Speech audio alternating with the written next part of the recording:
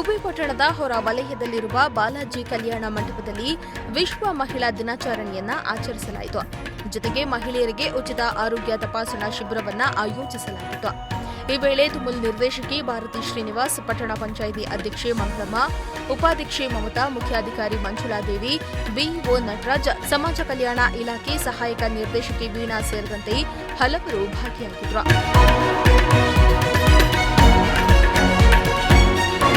ತುಮುಲ್ ನಿರ್ದೇಶಕಿ ಭಾರತಿ ಶ್ರೀನಿವಾಸ್ ಮಾತನಾಡಿ, ಮಹಿಳೆಯರು ಬಲಹೀನರಾಗದೆ ಆತ್ಮಸ್ಥೈರ್ಯ ಹೆಚ್ಚಿಸಿಕೊಂಡು ಎಲ್ಲ ಕ್ಷೇತ್ರಗಳಲ್ಲಿಯೂ ಮುನ್ನಡೆದರೆ ಮಾತ್ರ ಮಹಿಳಾ ಸಬಲೀಕರಣ ಸಾಧ್ಯವಾಗುತ್ತೆ ಎಂದರು. ಮಹಿಳೆಯು ಕುಟುಂಬದ ಕಣ್ಣಾಗಿರಬೇಕು. ಭಾರತೀಯ ಪರಂಪರೆಯಲ್ಲಿ ಹೆಣ್ಣಿಗೆ ವಿಶೇಷ ಸ್ಥಾನ ನೀಡಿದ್ದು, ಪ್ರತಿಯೊಬ್ಬರು ಹೆಣ್ಣನ್ನ ಗೌರವಿಸುವ ಮೂಲಕ ನಮ್ಮ ಸಂಸ್ಕೃತಿಯನ್ನ ಎತ್ತಿ ಹಿಡಿಬೇಕು.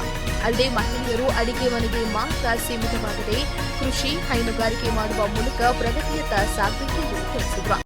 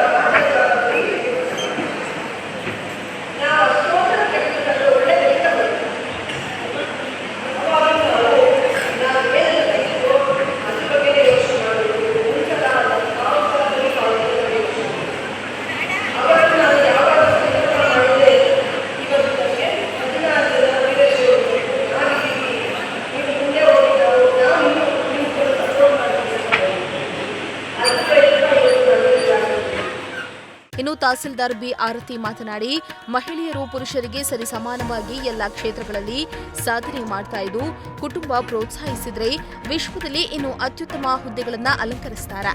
ಈಗಾಗಲೇ ಮಹಿಳೆಯರು ಶಿಕ್ಷಣ, ಕ್ರೀಡೆ, ಉದ್ಯಮ, ರಾಜಕೀಯ ಎಲ್ಲ ಕ್ಷೇತ್ರಗಳಲ್ಲಿ ಬೆಳೀತಿದ್ದಾರೆ. ಇನ್ನು ಮಹಿಳೆಯರು ಸಣ್ಣ ಸಣ್ಣ ಉದ್ಯಮಗಳನ್ನು ಸ್ಥಾಪಿಸುವ ಮೂಲಕ ಸ್ವಾವಲಂಬನೆಯ ಬದುಕನ್ನ ಕಟ್ಟಿಕೊಳ್ಬೇಕೆಂದು ತಿಳಿಸಿದರು.